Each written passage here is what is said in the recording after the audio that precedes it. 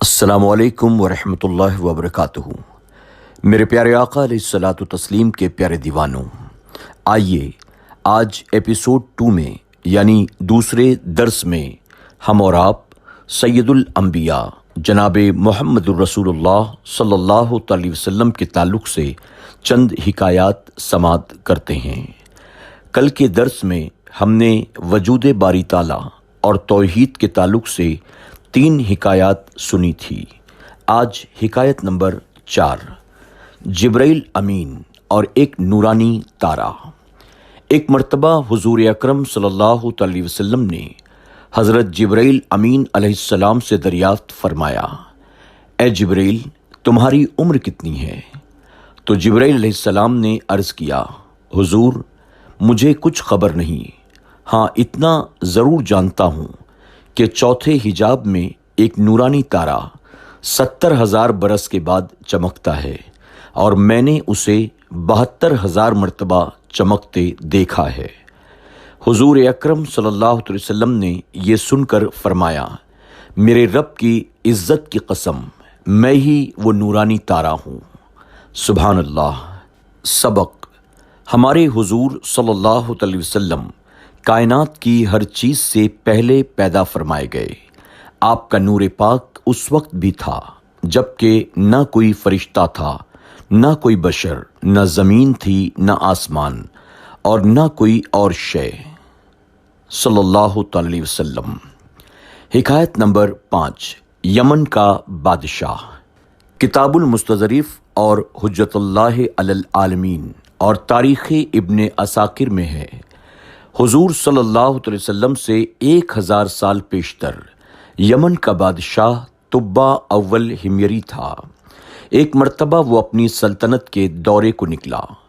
12,000 عالم اور حکیم اور 1,32,000 سوار اور 1,13,000 پیادہ یعنی پیدل فوج اپنے ہمراہ لیے اس شان کے ساتھ نکلا، جہاں بھی پہنچتا اس کی شان و شوکت شاہی دیکھ کر مخلوق خدا چاروں طرف سے نظارہ کو جمع ہو جاتی تھی۔ یہ بادشاہ جب دورہ کرتا ہوا مکہ معظمہ پہنچا تو اہل مکہ سے کوئی اسے دیکھنے نہ آیا۔ بادشاہ حیران ہوا۔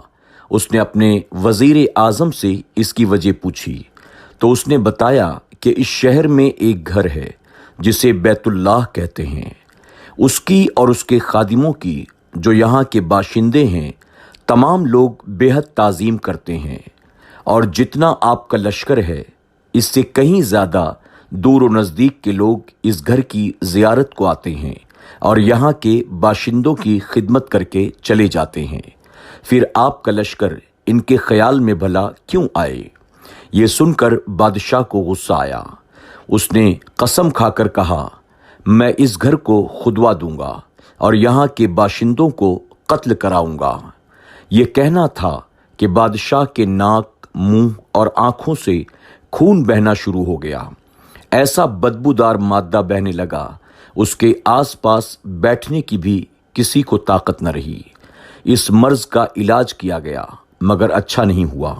شام کے وقت بادشاہ کے ساتھی عالموں میں سے ایک عالم ربانی تشریف لائے اور نبض دیکھ کر فرمایا کہ مرض آسمانی ہے اور علاج زمین کا ہو رہا ہے۔ اے بادشاہ، آپ نے اگر کوئی بری نیت کی ہے تو فوراً اس سے توبہ کیجیے۔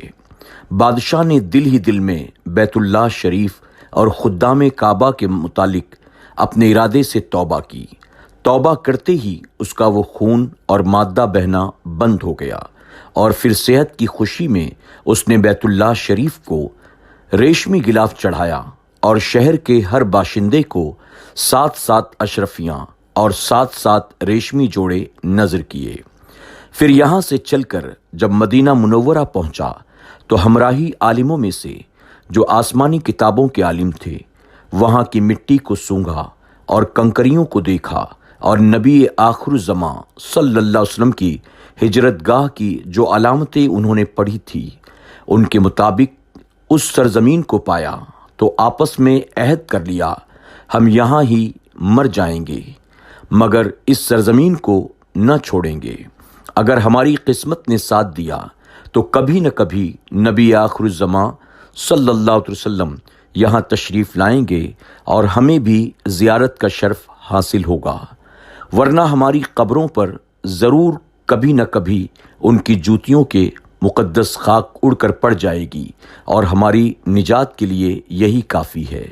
یہ سن کر بادشاہ نے ان عالموں کے لیے 400 مکان بنوائے، اور اس بڑے عالم ربانی کے مکان کے پاس حضور اکرم صلی اللہ علیہ وسلم کی خاطر ایک 2 منزلہ عمدہ مکان تیار کرایا، اور وصیت کر دی جب آپ صلی اللہ علیہ وسلم تشریف لائیں تو یہ مکان آپ کی آرام گاہ ہوگی، اور ان 400 علماء کی کافی امداد بھی کی۔ کہا تم ہمیشہ یہیں رہو۔ پھر بڑے عالم ربانی کو ایک خط لکھ کر دیا اور کہا کہ میرا یہ خط اس نبی آخر الزماں صلی اللہ علیہ وسلم کی خدمت میں ضرور پیش کر دینا۔ اگر زندگی بھر تمہیں حضور اکرم صلی اللہ علیہ وسلم کی زیارت کا موقع نہ ملے تو اپنی اولاد کو وصیت کر دینا، نسلاً بعد نسلٍ میرا یہ خط محفوظ رکھیں، حتیٰ کہ حضور اکرم صلی اللہ علیہ وسلم کی خدمت میں اسے پیش کیا جائے۔ یہ کہہ کر بادشاہ وہاں سے چل دیا۔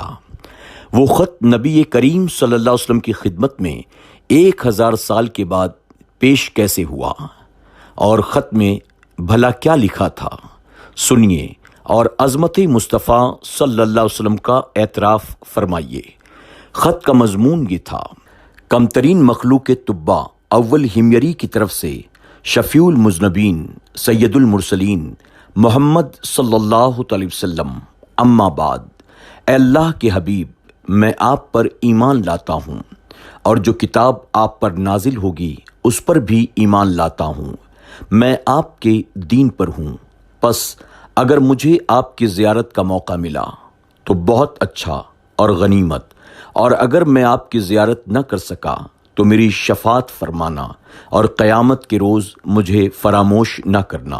میں آپ کی پہلی امت میں سے ہوں، اور آپ کے ساتھ آپ کی آمد سے پہلے ہی بیعت کرتا ہوں۔ میں گواہی دیتا ہوں اللہ ایک ہے اور آپ اس کے سچے رسول ہیں۔ شاہ یمن کا یہ خط ان 400 عالموں کی نسل در نسل جان کی طرح حفاظت کی جاتی رہی، یہاں تک کہ 1000 سال کا وقت گزر گیا۔ ان عالموں کی اولاد اس کثرت سے بڑھی کہ مدینے کی آبادی میں کئی گنا اضافہ ہو گیا، اور یہ خط دست بدست ماں وصیت اس بڑے عالم ربانی کی اولاد میں سے حضرت ابو ایوب انصاری رضی اللہ عنہ کے پاس پہنچا۔ آپ نے یہ خط اپنے غلام خاص ابو لیلہ کی حفاظت میں رکھا۔ جب حضور اکرم صلی اللہ علیہ وسلم مکہ معظمہ سے ہجرت فرما کر مدینہ منورہ پہنچے، اور مدینہ منورہ کی الوداعی گھاٹی سنیات کی گھاٹیوں سے آپ کی اونٹنی نمودار ہوئی، اور مدینے کے خوش نصیب لوگ محبوب خدا صلی اللہ علیہ وسلم کا استقبال کرنے کو ذوق در ذوق آ رہے تھے۔ کوئی اپنے مکانوں کو سجا رہا تھا، کوئی دعوت کا انتظام کر رہا تھا، اور سب یہی اصرار کر رہے تھے کہ حضور اکرم صلی اللہ علیہ وسلم میرے گھر تشریف فرما ہوں۔ حضور اکرم صلی اللہ علیہ وسلم نے فرمایا، میری اونٹنی کی نکیل کو چھوڑ دو، جس گھر میں یہ ٹھہرے گی اور بیٹھ جائے گی وہی میری قیام گاہ ہوگی۔ چنانچہ جو 2 منزلہ مکان شاہ یمن طبع نے حضور اکرم صلی اللہ علیہ وسلم کی خاطر بنوایا تھا، وہ اس وقت حضرت ابو ایوب انصاری رضی اللہ عنہ کے پاس تھا۔ اسی میں حضور اکرم صلی اللہ علیہ وسلم کی اونٹنی جا کر ٹھہر گئی۔ لوگوں نے ابو لیلہ کو بھیجا، کہا جاؤ حضور اکرم صلی اللہ علیہ وسلم کو شاہ یمن طبع کا خط دے آؤ۔ جب ابو لیلہ حاضر ہوا، حضور اکرم صلی اللہ علیہ وسلم نے اسے دیکھتے ہی فرمایا، تو ابو لیلہ ہے نا؟ یہ سن کر ابو لیلہ حیران ہو گیا۔ پھر حضور اکرم صلی اللہ علیہ وسلم نے فرمایا، میں محمد رسول اللہ صلی اللہ علیہ وسلم ہوں۔ شاہ یمن کا جو خط تمہارے پاس ہے لاؤ، وہ مجھے دو۔ چنانچہ ابو لیلہ نے وہ خط دے دیا۔ حضور اکرم صلی اللہ علیہ وسلم نے پڑھ کر فرمایا، نیک بھائی طبع کو آفرین اور شاباش ہے۔ سبحان اللہ، سبحان اللہ، سبحان اللہ۔ سبق: ہمارے حضور صلی اللہ علیہ وسلم کا ہر زمانے میں چرچا رہا۔ خوش قسمت افراد نے ہر دور میں حضور اکرم صلی اللہ علیہ وسلم سے فیض پایا ہے۔ ہمارے حضور صلی اللہ علیہ وسلم اگلی پچھلی تمام باتیں جانتے ہیں۔ یہ بھی معلوم ہوا کہ حضور اکرم صلی اللہ علیہ وسلم کی آمد کی خوشی میں مکانوں اور بازاروں کو سجانا، سجاوٹ کرنا صحابہ کرام کی سنت مبارکہ ہے۔ پھر آج اگر حضور اکرم صلی اللہ علیہ وسلم کی آمد کی خوشی میں بازاروں کو سجایا جائے، گھروں کی سجاوٹ کی جائے، جلوس نکالا جائے، تو اسے بدعت کہنے والا خود بدعتی کیا نہ ہوگا؟ اللہ رب العزت ہمیں اور آپ کو ان حکایات سے صحیح معنوں میں سبق حاصل کرنے اور حضور اکرم صلی اللہ علیہ وسلم کی محبت میں جینے اور مرنے کی توفیق عطا فرمائے۔ السلام علیکم ورحمۃ اللہ وبرکاتہ۔